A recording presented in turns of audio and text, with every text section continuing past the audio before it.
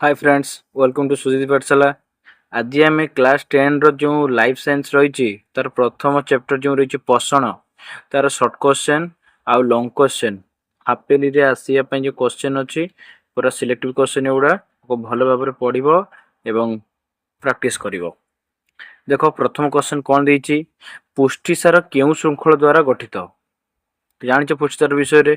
तो ऑप्शन ये कौन लिपिड एमिनो एसिड सुक्रोज ना एटीपी को आंसरटा हम। तो आम जाने पुष्टिसार श्रृंखला द्वारा गठित गोटे जिनस से कौटा सी आसो एमिनो एसिड बुझिपार कौन आसो एमिनो एसिड। से 2 नंबर क्वेश्चन कौन देती क्षुद्रांतर प्रथम नाम कौन। तुम्हें जो क्षुद्रांत चित्र देखी भल भाव हाँ कि नहीं तार प्रथम नाम कौन थिला क्षुद्रांतर। तो देख ये तुम कौन अच्छी क्षुद्रांतर प्रथम नाम कौन तुम अच्छी जेजुनम सिक्कम ग्रहणी यूलियम। तो कौटा आसो तो राइट आंसर है ग्रहणी। तो क्षुद्रांतर प्रथम नाम हूँ ग्रहणी बुझिल। सेमती 3 नंबर क्वेश्चन देखिए। 3 नंबर क्वेश्चन कौन देती केउ प्राक ग्रंथि पीत खरित हुए कहले देखी आम शरीर कौ जगार पीतटा खरित हुए अग्नाशय ना लाल ग्रंथि ना जठर ग्रंथि ना यकृत कौटा ग्रंथ हुए आम जाचे यकृत। तो कौटा आसो ऑप्शन डी यकृत। एवं 4 नंबर क्वेश्चन कौन देती पाकस्थली तल अंश को कौन कहुए पाकस्थली देखिच तल अंश कौन कहते कार्डियाक पायरोलिक ग्रहणी ना विलियम कौन भलसे मन पका पाकस्थली चित्र माइंड की नहीं आस तेना कौटा आसो ना सारे 4 नंबर ख आसो पायरोलिक कौन आसो पायरोलिक बुझिपार। तापर आसला 5 नंबर केल्विन चक्र केउठार आरंभ हुए ग्लूकोज रु ना पायरोविक रु ना आरयूबीपी रु ना पीजीए रु कौटी ना आम जाचे एटा आरयूबीपी रु स्टार्ट हुए। तो केल्विन चक्र केउठार आरंभ हुए ऑप्शन क आरयूबीपी है। 6 नंबर केउ एंजाइम प्रथमे CO2 को विबंधित करिबारे साहाय्य करे केउ एंजाइम एनएडी आरयूबीपी रुबिस्को ना एटीपी। तो आम जाने आरयूबीपी कौन राइट आंसर कौन आसो एटा आरयूबीपी। तो एबे 7 नंबर देखिए। 7 नंबर क्वेश्चन कौन कही केउ पदार्थ अंगारकाम्ल गैस को शोषण करि थाए को पदार्थ कॉस्टिक सोडा ना कॉस्टिक पोटास ना खाइबा सोडा ना होची तुतिया। तो आ भीतर कोटा आंसर आसीबो 7 नंबर रो कोटा आंसर आसीबो ना सर 7 नंबर ख आसीबो कौन आसीबो कॉस्टिक पोटास बुझी पारलो कौन आसीबो कॉस्टिक पोटास। तो कॉस्टिक पोटास टा होची हमर अंगारकाम्ल गैस को शोषण करि थाए। एबे 8 नंबर देखिया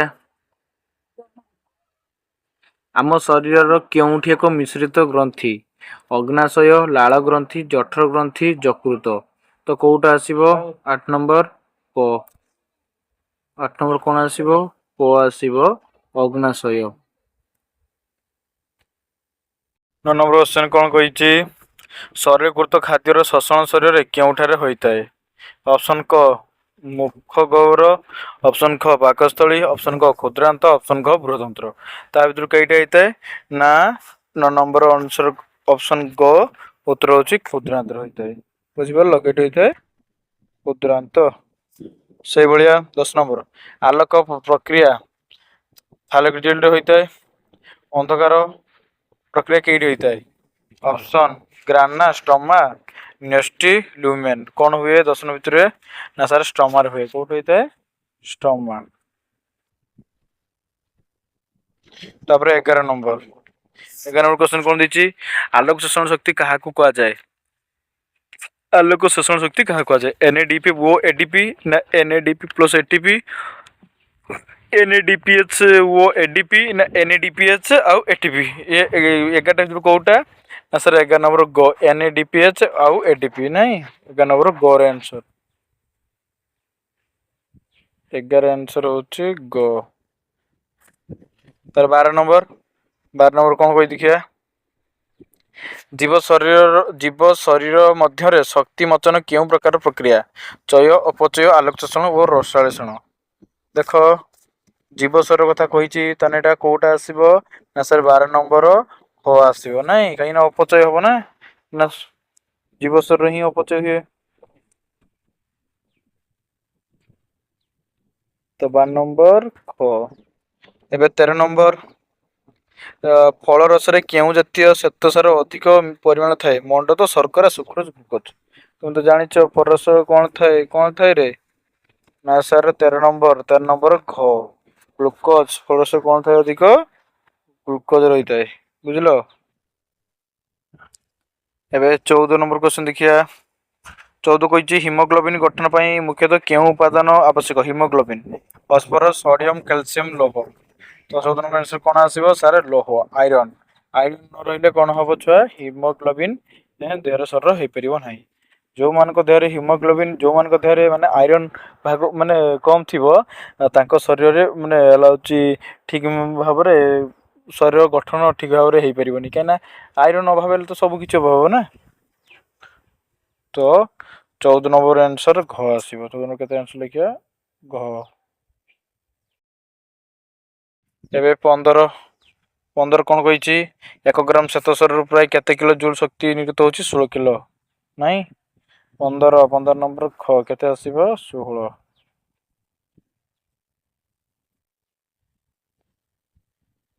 15 ख 16। एबे 16 नंबर देखिया 16 नंबर क्वेश्चन कौन कही शरीर बुद्धि और नूतन कोश को तंतु गठन पर केउं खाद्य एकांत आवश्यक कौन कहले कोश कोश तंतु श्वेतसार पुष्टिसार स्नेहसार धातुसार कौटा आसो ना पुष्टिसार। पुष्टिसार खाइले ही देह कौन हुए नूतन कोश तंतु गठन होता है 16 नंबर आंसर कौटा आसो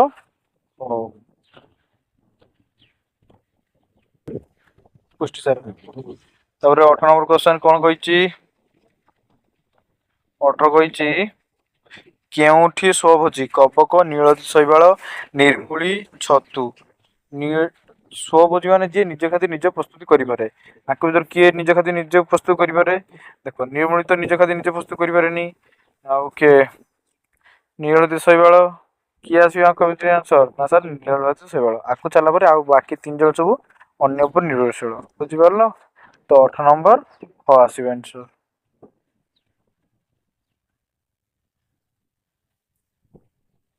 18 ख ख।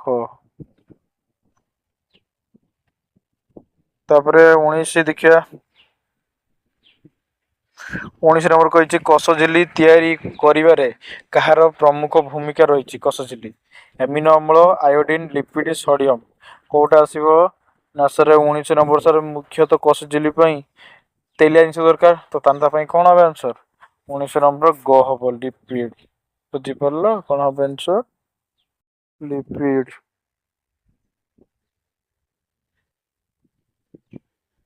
तापरे 20 ग्लूकोज अणुर संकेत कौन C6H12O6 जानी तो बोलचे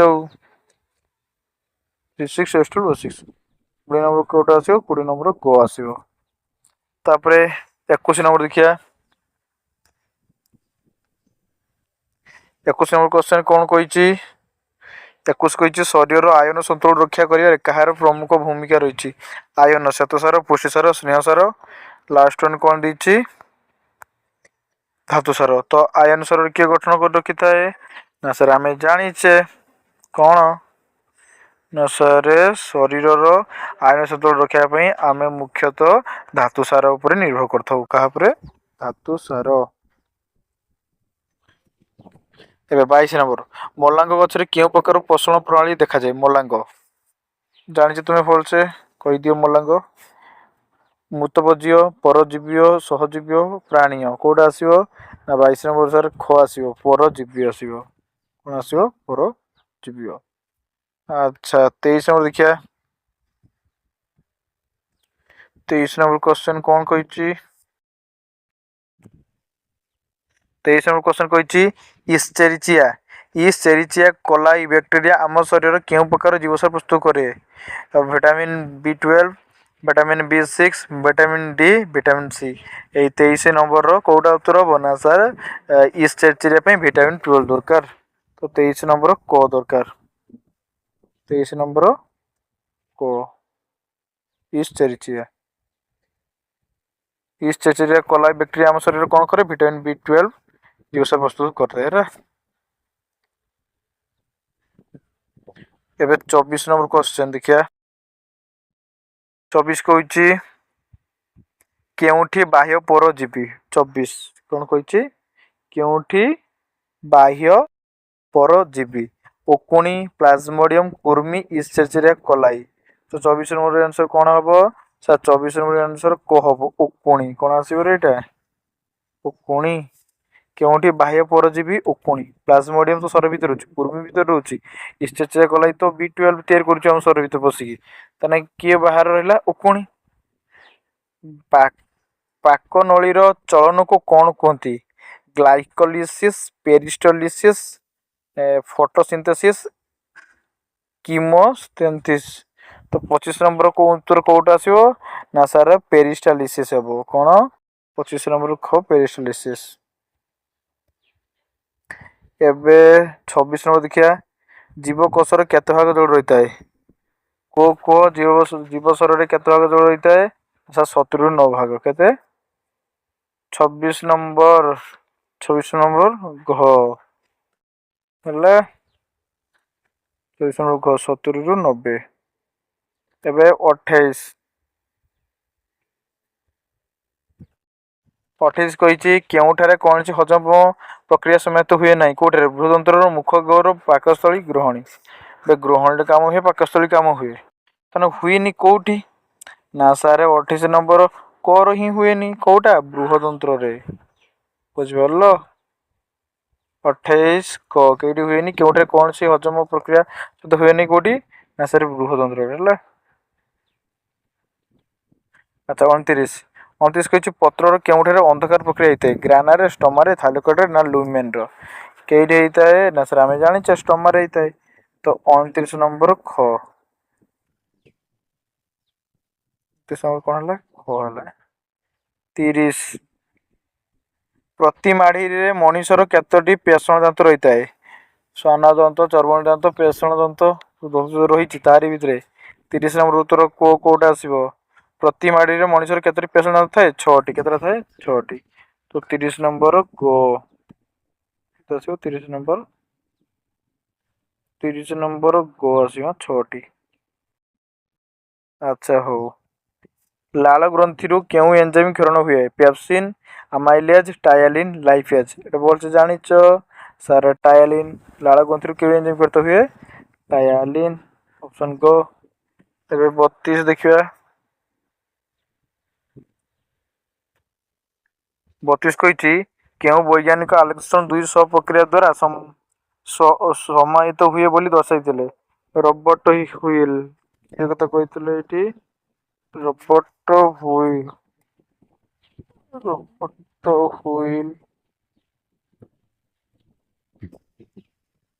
तो 32 नंबर उत्तर कोटा आसो ना सर 32 नंबर ख आसो ब्लैकमैन कि उत्थान करते छुआ ब्लैकमैन।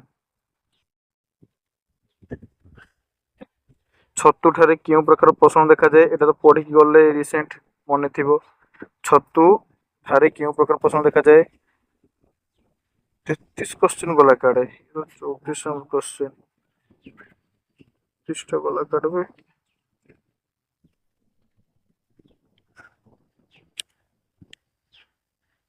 33 नंबर क्वेश्चन अमिट होईची। 34 क्वेश्चन देखिया छतुठारे क्यों प्रकार पोषण देखा जाए परजीवी मृतजीवी सहजीवी उपरोक्त समस्त कोटा देखा जाए ना सर 34 नंबर ख जो मृतजीवी है। 35 क्वेश्चन देखिए 35 क्वेश्चन कौन कही अंधकार प्रक्रिया को क्यों चक्र कहा जाए केल्विन साइट्रिक अम्ल क्रेबस चक्र एसिटिक एसिड चक्र। तो 35 नंबर आंसर कोटा आसो ना सर 35 आंसर को आसो कौन से कहती केल्विन अंधकार प्रक्रिया चक्र कौन कहती केल्विन चक्र कहती कौन कहती केल्विन चक्र।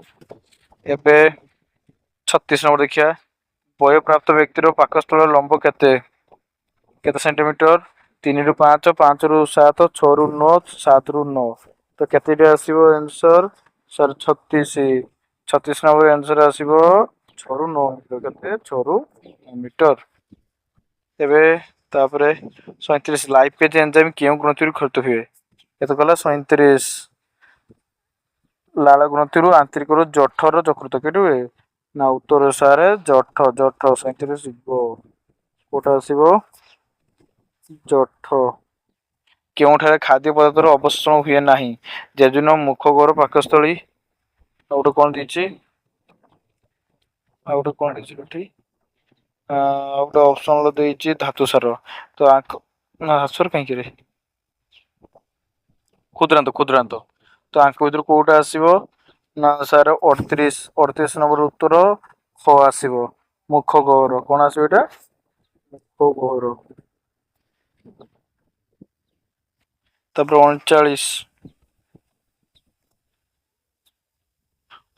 कपकोठारे केउ प्रकार पोषण देखा जाए परभोजी प्राणी सम मृतभोजी उभय कौ ख तुम तो जानी सारिबनी 49 नंबर केटा आसीबो सार मृतभोजी कोन देखा जाए कपकोठर मृतभोजी 39 नंबर गो 40 40 40 कोड आसीबो 40 कहिची जल द्रवणीय विटामिन केउठार मिलता है हम जानिचु कोठु मिल बोतने साग तेल चर्बी माछ साग राइट आंसर कईटा साग तो एथि मध्यरे पोषणर शॉर्ट क्वेश्चन सब डिस्कशन कर देली एति तमे डिस्कशन कले कोन हबो मात्र तमे 4 मार्क पाइबो पोषण केते मार्क पाइबो मात्र 4 मार्क ताको भलो भाबरे ये क्वेश्चन आ आंसर भल से मुखस्त कर धरिकी मन रखियो शॉर्ट क्वेश्चन खोजिया पे हेले आगे बही भीतर भल से 2 थर 3 थर पढिबो खाली रीडिंग प्रथम आगे रीड कर दबो रीड कर सला परे कोन तुमे बुझिलो मन रखिलो ताको तोरा पॉइंट वाला तुम नोट लिखिबो नोट लिखि सला परे टेक्स्ट बुक जदी थिबो तन प्रैक्टिस करियो बुझि परछो अच्छा एबे लॉन्ग क्वेश्चन जिवा के लॉन्ग क्वेश्चन कोन देछि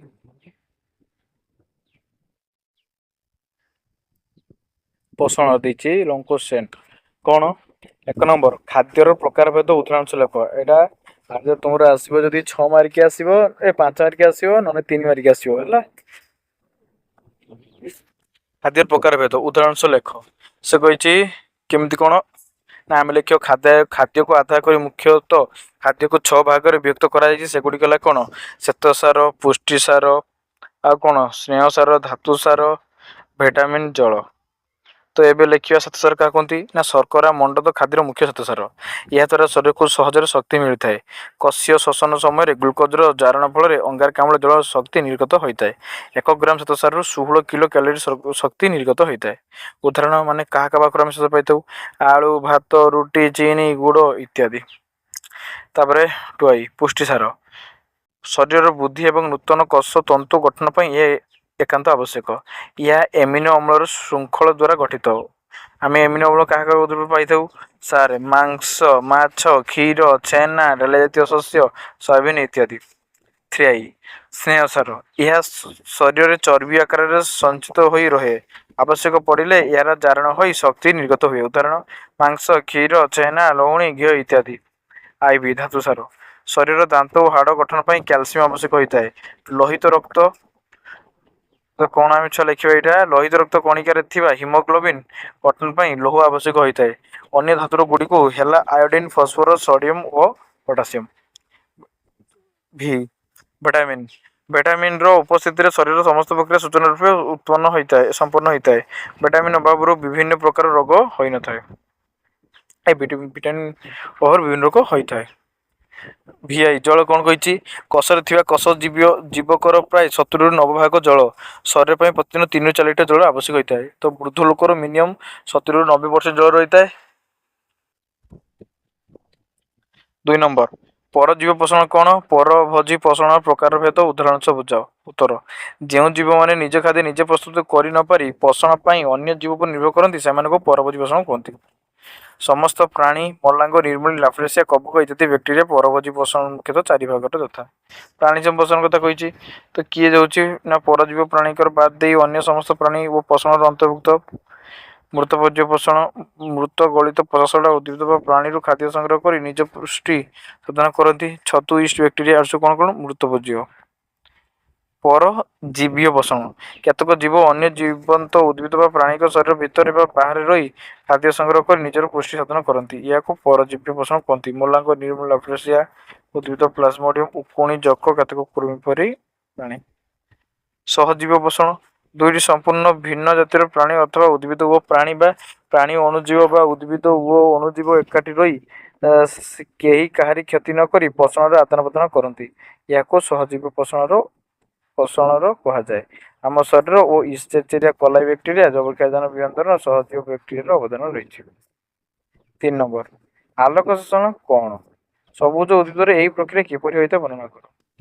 ନା ଆଲୋକ ଶୋଷଣ ପ୍ରକ୍ରିୟାରେ ସବୁଜ ଉଦ୍ଭିଦମାନେ ଅଙ୍ଗାରକାମ୍ଳ ଜଳ ଆଲୋକ ଶକ୍ତି ଓ ହରିତଲୌହ ସାହାଯ୍ୟରେ ଖାଦ୍ୟ ପ୍ରସ୍ତୁତ କରିଥାନ୍ତି। ବାୟୁମଣ୍ଡଳକୁ ଅଙ୍ଗାରକାମ୍ଳ ରବର୍ଟ ହୁଇଲ 1937 ମସିହା ଗବେଷଣା କରି ଦର୍ଶାଇଥିଲେ ଯେ ଏହି ପ୍ରକ୍ରିୟା ଗୋଟିଏ ଶର୍କରା ଅଣୁ ପ୍ରସ୍ତୁତ କରିବା ପାଇଁ 6ଟି ଅଙ୍ଗାରକାମ୍ଳ ବା 12ଟି ଜଳ ଅଣୁ ମଧ୍ୟରେ ରାସାୟନିକ ପ୍ରତିକ୍ରିୟା ଘଟି ଗୋଟିଏ ଶର୍କରା ଅଣୁ ସହିତ 6ଟି ଜଳ ଅଣୁ ଷଷ୍ଠୀ ଓ ଅଣୁ ପ୍ରସ୍ତୁତ ହୋଇଥିଲା। 1905 ମସିହାରେ ବୈଜ୍ଞାନିକ ବ୍ଲାକମ୍ୟାନ ଆଲୋକ ଶୋଷଣକୁ ମୁଖ୍ୟତଃ ଦୁଇଟି ପ୍ରକ୍ରିୟାରେ ବିଭକ୍ତ କରିଥିଲେ। ଆଲୋକ ପ୍ରକ୍ରିୟା ଆଉ ହେଲା ଅନ୍ଧକାର ପ୍ରକ୍ରିୟା। ଆଲୋକ ପ୍ରକ୍ରିୟା କ୍ଲୋରୋପ୍ଲାଷ୍ଟ ଭିତରେ ଥିବା ଥାଇଲାକଏଡ୍ ଝିଲ୍ଲିରେ ସମ୍ପାଦିତ ହୋଇଥାଏ। ଏଥିରେ NADPH ଓ ATPର ସୃଷ୍ଟି ହୋଇଥାଏ। ଅନ୍ଧକାର ପ୍ରକ୍ରିୟା ଓ ଆଲୋକପ୍ଲାଷ୍ଟ ବା କ୍ଲୋରୋପ୍ଲାଷ୍ଟ ଭିତରେ ଥିବା ଷ୍ଟୋମାରେ ସମ୍ପାଦିତ ହୋଇଥାଏ। ଏହି ପ୍ରକ୍ରିୟାରେ 5 ଅଙ୍ଗାରକାମ୍ଳ ବିଶିଷ୍ଟ RUBP ଅଣୁ ଅଙ୍ଗାରକାମ୍ଳ ସହିତ ମିଶି ଏନଜାଇମ୍ ଗୁଡ଼ିକ ସାହାଯ୍ୟରେ ଗ୍ଲୁକୋଜ ଅଣୁ ସୃଷ୍ଟି କରେ। 4 ନମ୍ବର ଆଲୋକ ଶୋଷଣ ଆଲୋକ ପ୍ରକ୍ରିୟା ବର୍ଣ୍ଣନା କର। କ୍ଲୋରୋପ୍ଲାଷ୍ଟର ଥାଇଲାକଏଡ୍ ଝିଲ୍ଲିରେ ଥିବା ଆଲୋକ ପ୍ରକ୍ରିୟା କେନ୍ଦ୍ର P680 ଓ ଫଟୋସିଷ୍ଟମ 2ରେ ଗୋଟିଏ କ୍ଲୋରୋଫିଲ୍ ଅଣୁ ଆଲୋକ ଦ୍ୱାରା ଉଦ୍ଦୀପିତ ହୋଇ ଇଲେକ୍ଟ୍ରନ୍ ନିର୍ଗତ କରେ। ଏହି ଇଲେକ୍ଟ୍ରନ୍ଟି E ନେଗେଟିଭ ଅଧିକ ଶକ୍ତି ସମ୍ପନ୍ନ ଓ ଅସ୍ଥିର। ଏଟାକୁ ଭଲସେ ମନେ ରଖିଥିବ। P680 ଏଟା ହେଉଛି ଫଟୋସିଷ୍ଟମ 2ରେ ଏଟା ଅଛି। এটা ବହୁତ ଇମ୍ପୋର୍ଟାଣ୍ଟ ଜିନିଷ। ଏହା କେତେକ ବାହାର ଅଣୁ ବା ବାହକ ଅଣୁ ମାଧ୍ୟମରେ ଗତି କରି ଆଲୋକ ପ୍ରକ୍ରିୟା କେନ୍ଦ୍ର P700 ବା ଫଟୋସିଷ୍ଟମ 1 ନିକଟରେ ପହଞ୍ଚିଥାଏ। ଏଠାରେ ଥିବା ଇଲେକ୍ଟ୍ରନ୍ ଫୋଟନ୍ ଠାରୁ ଶକ୍ତି ଗ୍ରହଣ କରି ଉଦ୍ଦୀପିତ ହୁଅନ୍ତି ଓ ଜଳ ଅଣୁର ଆଲୋକ ବିଶ୍ଳେଷଣ ଘଟି ଇଲେକ୍ଟ୍ରନ୍ ପ୍ରୋଟନ୍ ଅମ୍ଳଜାନ ନିର୍ଗତ ହୁଏ। ଏହି ଇଲେକ୍ଟ୍ରନ୍ ଆଲୋକ ପ୍ରକ୍ରିୟା କେନ୍ଦ୍ର P6H12 ଇଲେକ୍ଟ୍ରନ୍ ଶୂନ୍ୟତାକୁ ପୂରଣ କରିଥାଏ। ଥାଇଲାକଏଡ୍ ଝିଲ୍ଲିରେ ଇଲେକ୍ଟ୍ରନ୍ ନିର୍ଗତ ଦ୍ୱାରା ଏହାର ଥଳି ବା ଲ୍ୟୁମେନ୍ରେ ଅଧିକ ପ୍ରୋଟନ୍ ଯୋଗ ହୋଇଥାଏ, ଯାହାଦ୍ୱାରା ଏକ ବଳ ସୃଷ୍ଟି ହୋଇଥାଏ ଓ ତାହାକୁ ଉପଯୋଗ କରି ADPରୁ ATP ସୃଷ୍ଟି ହୁଏ। ଏହି NADPH ଓ ATPରେ ମିଶି ଆଲୋକ ଶୋଷଣ ଶକ୍ତି ଗଠନ କରିଥାଏ। 5 ନମ୍ବର କ୍ୱେଶ୍ଚନ କ'ଣ ଦେଇଛି ଦେଖିବା। ଆଲୋକ ଶୋଷଣ ଅନ୍ଧକାର ପ୍ରକ୍ରିୟା କିପରି ଗ୍ଲୁକୋଜ ସୃଷ୍ଟି ହୁଏ। ଏହି ପ୍ରକ୍ରିୟା କ୍ଲୋରୋପ୍ଲାଷ୍ଟ ଭିତରେ ଥିବା ଷ୍ଟୋମାରେ ସଂଗଠିତ ହୁଏ ଓ ଷ୍ଟୋମାରେ ଥିବା 5 କାର୍ବନ ଯୁକ୍ତ ଅଣୁ ବା RUBP, ATP ଓ NADPHକୁ ଉପଯୋଗ କରି ଗ୍ଲୁକୋଜ ଅଙ୍ଗାରକାମ୍ଳକୁ ଏକ ଏନଜାଇମ୍ ଦ୍ୱାରା ନିଜ ସହିତ ବିଭକ୍ତ କରାଏ। ଏଥିରୁ 2ଟି 3 କାର୍ବନ ଯୁକ୍ତ ଶର୍କରା ତିଆରି ହୁଏ ଓ 3 କାର୍ବନ ଯୁକ୍ତ ଅଣୁଗୁଡ଼ିକୁ ଚକ୍ରାକାରରେ ବିଭିନ୍ନ ଜୈବ ରାସାୟନିକ କ୍ରିୟା ମାଧ୍ୟମରେ 6 କାର୍ବନ ଯୁକ୍ତ ଗ୍ଲୁକୋଜ ଅଣୁ ସୃଷ୍ଟି କରେ ଓ ତା ସହିତ 5 କାର୍ବନ ଯୁକ୍ତ ଗ୍ରାହକ ଅଣୁ ବା RUBPର ପୁନର୍ବାର ସୃଷ୍ଟି କରେ। ପ୍ରତ୍ୟେକ RUBP ଅଣୁ ଗୋଟିଏ ଲେଖାଏଁ CO2କୁ ଅଣୁ ଗ୍ରହଣ କରି ପରେ ବିଭାଜିତ ହୋଇଥାଏ। 2ଟି ଫସ୍ଫୋଲିନୋସିସ୍ ଏସିଡ୍ ବା PGA ପ୍ରସ୍ତୁତ କରିଥାଏ। ଏହିରି 6ଟି RUBP ସହିତ 6ଟି CO2 ମିଶି ରୁବିସ୍କ ସାହାଯ୍ୟରେ 12ଟି PGAର ପରିଣତ ହୋଇଥାନ୍ତି। ଏଥିମଧ୍ୟରୁ 2ଟି PGA ଗୋଟିଏ ଗ୍ଲୁକୋଜ ଅଣୁ ପ୍ରସ୍ତୁତ କରିଥାନ୍ତି ଓ ଅବଶିଷ୍ଟ 10ଟି PGAର ପୁନର୍ଚକ୍ରଣ ଘଟି 6ଟି RUBP ଅଣୁ ଜାତ ହୋଇଥାଏ। ଏହି ପ୍ରକ୍ରିୟା ଗୁଡ଼ିକ ଚକ୍ରାକାର ଘଟୁଥିବାରୁ ଏହାର ଆବିଷ୍କାରକ ମେଲଭିନ୍ କେଲଭିନ୍ ନାମାନୁସାରେ କେଲଭିନ୍ ଚକ୍ର କୁହାଯାଏ। ଏବେ ଆସିଲା 6 ନମ୍ବର ମଣିଷ ପାକନଳୀର ବିଭିନ୍ନ ଅଂଶ ଲେଖ। ପାଟିରେ ଖାଦ୍ୟର ପରିବର୍ତ୍ତନ କିପରି ହୋଇଥାଏ ବୁଝାଅ। ପାକସ୍ଥଳୀ ପାଟିରୁ ଆରମ୍ଭ ହୋଇ ମଳଦ୍ୱାର ଶେଷ ହୋଇଛି। ଗଠନ ଓ କାର୍ଯ୍ୟ ଅନୁସାରେ ଏହାକୁ ବିଭିନ୍ନ ଅଂଶର ଭାଗ କରାଯାଇଛି। ଏହାର ବିଭିନ୍ନ ଅଂଶ ଗୁଡ଼ିକ ହେଲା ମୁଖଗହ୍ୱର, ଗ୍ରସନୀ, ଗ୍ରାସନଳୀ, ପାକସ୍ଥଳୀ, କ୍ଷୁଦ୍ରାନ୍ତ, ବୃହତ୍ତନ୍ତ୍ର, ମଳାଶୟ, ମଳଦ୍ୱାର। ପାଟି ଭିତରେ ରହିଛି ମୁଖଗହ୍ୱର। ଏହା ମଧ୍ୟ ରହିଛି ଜିଭ। ଦାନ୍ତ ଜିଭ କଥା କହିବାରେ ଓ ଖାଦ୍ୟ ସ୍ୱାଦ ବାରିବାରେ ସାହାଯ୍ୟ କରେ। ଜଣେ ବୟସ୍କ ଲୋକର ପାଟିରେ ସର୍ବାଧିକ 32ଟି ଦାନ୍ତ ଥାଏ। ନାସାପଥ ଓ ମୁଖ ଘର ମିଶି ଗ୍ରସନ ତିଆରି ହୋଇଛି। ଏହାର ଗୋଟିଏ ଦ୍ୱାର ଶ୍ୱାସନଳୀ ଭିତରକୁ ଅନ୍ୟଟି ଖାଦ୍ୟନଳୀ ମଧ୍ୟକୁ ଖୋଲିଛି। ଖାଦ୍ୟନଳୀର ଦ୍ୱାରକୁ ଗଲେଟ୍ ଖାଦ୍ୟନଳୀ ଦ୍ୱାରକୁ ଗଲେଟ୍ ଓ ଶ୍ୱାସନଳୀ ଦ୍ୱାରକୁ ଗ୍ଲଟିକ୍ସ କୁହାଯାଏ। ଶ୍ୱାସନଳୀର ଦ୍ୱାରରେ ଅଧିଜିହ୍ୱା ବା ଏପିଗ୍ଲଟିକ୍ସ ରହିଛି। ଖାଦ୍ୟନଳୀ ବେକ ମଧ୍ୟ ଦେଇ ତଳକୁ ଗତି କରି ମଧ୍ୟଚ୍ଛଦାକୁ ଭେଦ କରି ପାକସ୍ଥଳୀକୁ ଖୋଲିଛି। ପାକସ୍ଥଳୀର ଉପର ଭାଗକୁ କାର୍ଡ଼ିଆକ୍ ଷ୍ଟମାଟା ଓ ତଳ ଭାଗକୁ ପାଇରୋଲିକ୍ ଷ୍ଟମାଟା କୁହାଯାଏ। ପାଇରୋଲିକ୍ ଷ୍ଟମାଟା ଶେଷରେ ପାଇରୋଲିକ୍ ସ୍ପିରିଟ୍ ରହିଛି, ଯାହାର ସଂକୋଚନ ଫଳରେ ଖାଦ୍ୟ କ୍ଷୁଦ୍ରାନ୍ତ ମଧ୍ୟରୁ ପ୍ରବେଶ କରେ। କ୍ଷୁଦ୍ରାନ୍ତର ତିନୋଟି ଅଂଶ ରହିଛି। ଏହା ଗ୍ରହଣୀ, ଜେଜୁନମ୍, ଇଲିୟମକୁ ନେଇ ଗଠିତ। କ୍ଷୁଦ୍ରାନ୍ତରୁ ଖାଦ୍ୟ ବୃହଦନ୍ତ୍ର ମଧ୍ୟରେ ପ୍ରବେଶ କରେ। ବୃହଦନ୍ତ୍ର ତିନି ଭାଗରେ ବିଭକ୍ତ: ସିକମ୍, କୋଲନ୍, ମଳାଶୟ। କ୍ଷୁଦ୍ରାନ୍ତର ଶେଷ ଇଲିୟମ୍ ଓ ବୃହଦନ୍ତ୍ରର ଆରମ୍ଭ ସିକମ୍ର ସଂଯୋଗ ଫଳରେ ଭର୍ମିଫର୍ମ ଆପେଣ୍ଡିକ୍ସ ନାମକ ଏକ ଅବଶେଷାଙ୍ଗ ରହିଛି। ଏ ତୁମେ ଦେଖିଥିବ, ଏଇ ଯୋଉ କହିଲା ଆପେଣ୍ଡିକ୍ସଟା, এইটা ସାଧାରଣତଃ ବେସିକାଲି ଝିଅମାନଙ୍କୁ ହେଇଥାଏ, ପୁଅମାନଙ୍କର କମ ହେଇଥାଏ। ଦେଖ, ଅଏଲି ଫୁଡ୍ ଖାଇଲେ ମାନେ ଆପେଣ୍ଡିକ୍ସ ବଢିବ। ଆଉ ୱାନ୍ସ ଆପେଣ୍ଡିକ୍ସ ବଢିବ ଯଦି ଭାଇ ଦେହ ବହୁତ ଖରାପ ହବ, ଚାଲିପାରିବନି, ଅପରେସନ ହବ। ପାଟିରେ ଖାଦ୍ୟ ଛୋଟ ଛୋଟ ଖଣ୍ଡରେ ପରିଣତ ହୁଏ ଓ ଟାଇଲିନ୍ ନାମକ ଏନଜାଇମ୍ ଜଟିଳ ଶ୍ଵେତସାର ଖାଦ୍ୟକୁ ମାଲ୍ଟୋଜ ନାମକ ଦ୍ୱିଶର୍କରାରେ ପରିଣତ କରେ। ଏହାର ଲାଳରେ ବ୍ୟାକ୍ଟିସିଡାଲ ଏନଜାଇମ୍ ଖାଦ୍ୟରେ ଥିବା ଅନିଷ୍ଟକାରୀ ବୀଜାଣୁମାନଙ୍କୁ ନଷ୍ଟ କରିଦିଏ। ଏବେ 7 ନମ୍ବର, ପାକସ୍ଥଳୀର ଗଠନ ଓ କାର୍ଯ୍ୟ ଲେଖ। ପାକସ୍ଥଳୀ ଉଦର ଗହ୍ୱର ବାମ ପଟେ ରହିଛି। ଏହାର ଉପରିଭାଗ ଚଉଡ଼ା ଓ ତଳ ଅଂଶ କମ୍ ଓସାରିଆ। ପାକସ୍ଥଳୀର ଉପର ଅଂଶକୁ କାର୍ଡ଼ିଆକ୍ ଷ୍ଟମାଟା ଓ ତଳ ଅଂଶକୁ ପାଇରୋଲିକ୍ ଷ୍ଟମାଟା କୁହାଯାଏ। ପାକସ୍ଥଳୀ କାନ୍ଥରେ ରହିଥିବା ପେଶୀଗୁଡ଼ିକର ବାରମ୍ବାର ସଂକୋଚନ ଓ ପ୍ରସାରଣ ଦ୍ୱାରା ଖାଦ୍ୟପିଣ୍ଡରେ ବଡ଼ ଖଣ୍ଡଗୁଡ଼ିକୁ ଭାଙ୍ଗି ଅତି ସୂକ୍ଷ୍ମ ଖଣ୍ଡରେ ପରିଣତ ହୁଏ। ପାକସ୍ଥଳୀରୁ ନିଃସୃତ ପାଚକରସ ଖାଦ୍ୟ ସହିତ ମିଶି ଏହାକୁ ଏକ ପ୍ରକାର ତରଳ ମଣ୍ଡତ ଓ ଚାଇମ୍ରେ ପରିଣତ କରେ। ଲବଣାମ୍ଳ ପାକ ମଣ୍ଡଳକୁ ଅମ୍ଳାମ୍ଳ କରିବା ସହିତ ବୀଜାଣୁ ନାଶ କରେ। ପାଚକରସରେ ଦୁଇ ପ୍ରକାର ଏନଜାଇମ୍ ଥାଏ, ପେପ୍ସିନ୍ ଓ ଲାଇପେଜ୍। ପାଚକରସରେ କେତେ ପ୍ରକାର ଏନଜାଇମ୍ ଥାଏ? ଦୁଇ ପ୍ରକାର। କ'ଣ? ପେପ୍ସିନ୍ ଓ ଲାଇପେଜ୍। ପେପ୍ସିନ୍ ଲବଣାମ୍ଳ ମାଧ୍ୟମରେ ସକ୍ରିୟ ହୁଏ ଓ ପ୍ରୋଟିନ୍ ଖାଦ୍ୟକୁ ପ୍ରୋଟିଓଜେସ୍ ବା ପେପ୍ଟୋନରେ ପରିଣତ କରେ। ଏଠାରେ ଅଳ୍ପ ପରିମାଣର ଲାଇପେଜ୍ ଥିବାରୁ ସ୍ନେହସାର ଖାଦ୍ୟର ହଜମ ହୋଇ ଫ୍ୟାଟି ଏସିଡ୍ ବା ଗ୍ଲିସେରଲ୍ରେ ପରିଣତ ହୁଏ। 8 ନମ୍ବର, ପାକସ୍ଥଳୀ ସହ ଜଡ଼ିତ ଗ୍ରନ୍ଥିଗୁଡ଼ିକର ନାମ କାର୍ଯ୍ୟ ଲେଖ। ଖାଦ୍ୟରୁ ସରଳୀକୃତ କରିବା ପାଇଁ ପାକସ୍ଥଳୀ ମଧ୍ୟରେ ଅନେକ ଗୁଡ଼ିଏ ଗ୍ରନ୍ଥି ରହିଛି, ଯଥା ଲାଳଗ୍ରନ୍ଥି ବା ମୁଖ ଗହ୍ୱର ମଧ୍ୟରେ 3 ଯୋଡ଼ି ଲାଳଗ୍ରନ୍ଥି ଅଛି। ଏଥିରୁ ଟାଇଲିନ୍ ନାମକ ଏକ ଏନଜାଇମ୍ ଥାଏ। ଜଠର ଗ୍ରନ୍ଥି ବା ଏହା ପାକସ୍ଥଳୀ ମଧ୍ୟରେ ଥାଏ। ଏଥିରୁ ଲବଣାମ୍ଳ ବା ପେପ୍ସିନ୍ ଲାଇପେଜ୍ ନାମକ ଏକ ଏନଜାଇମ୍ ନିଃସୃତ ହୁଏ।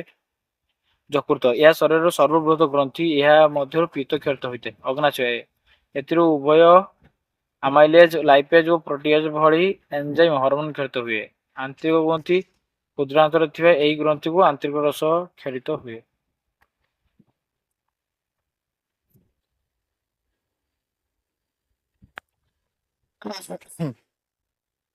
ଏବେ ଗୋଟେ ଦେଇଛି କେତେ 3 ମାର୍କିଆ, ସ୍ୱଭୋଜୀ ପୋଷଣ ସହ ବୁଝାଅ। ଆଉ ଯେଉଁ ଜୀବନ ନିଜ ଖାଦ୍ୟ ନିଜେ ପ୍ରସ୍ତୁତ କରିପାରନ୍ତି ସେମାନଙ୍କୁ ସ୍ୱଭୋଜୀ କୁହନ୍ତି। ପତ୍ରରେ ଥିବା ସମସ୍ତ ଉଦ୍ଭିଦ ବା ନୀଳ ଜାତୀୟ ଶୈବାଳ, ନାଇଟ୍ରେଟ୍, ବ୍ୟାକ୍ଟେରିଆ, ଗନ୍ଧକ, ବ୍ୟାକ୍ଟେରିଆ ଆଦି ହେଉଛନ୍ତି ସ୍ୱଭୋଜୀ। ଏମାନେ ସୂର୍ଯ୍ୟ ଶକ୍ତିରୁ ଉପଯୋଗ କରି ସବୁଜ କଣିକାରେ ପରିଣତ ଓ ଅଙ୍ଗାରକାମ୍ଳ ଓ ଜଳ ମଧ୍ୟରେ ସଂଯୋଗ ଘଟାଇ ଶ୍ଵେତସାର ଜାତୀୟ ଖାଦ୍ୟ ପ୍ରସ୍ତୁତ କରିଥାନ୍ତି। ଏହି ପ୍ରକାର ପୋଷଣକୁ ସ୍ୱଭୋଜୀ ପୋଷଣ କୁହନ୍ତି। ସରିଲା ଆଉ। ସହଜୀବୀୟ ପୋଷଣ ବୁଝାଅ। ତ ଦେଖ, ଇଏ ସବୁ କ୍ୱେଶ୍ଚନର ଆନ୍ସର ଦେଇଛି। ଆକୁ ଭଲ ଭାବରେ ପଢିବ ମନ ଦେଇକି। ତୁମର ଟୋଟାଲି ଏ ପୋଷଣ ଉପରୁ ମାତ୍ର ତୁମର 2ଟା କ୍ୱେଶ୍ଚନ ହିଁ ପାଇବ। ଏତେଗୁଡ଼ା ପଢିଲେ ମାତ୍ର 2ଟା କ୍ୱେଶ୍ଚନ ଉତ୍ତର ହିଁ ଲେଖିପାରିବ। ତ ଆକୁ ଭଲ ଭାବରେ ପଢିବ ହେଲା।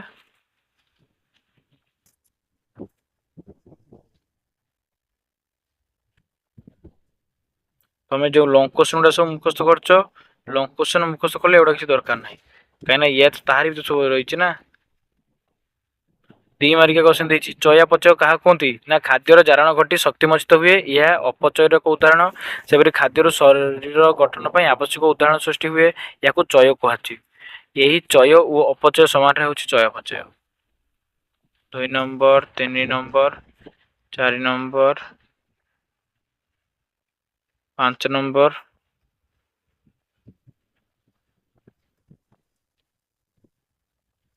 ଏ କ୍ୱେଶ୍ଚନ ଗୁଡ଼ା ଦୟା କରିକି ମୁଖସ୍ଥ କରିଦେବ। ତ ସରିଗଲା ତୁମର ପ୍ରଥମ ଅଧ୍ୟାୟର ସବୁ ସର୍ଟ କ୍ୱେଶ୍ଚନ, ଲଙ୍ଗ କ୍ୱେଶ୍ଚନ ସରିଯାଇଛି।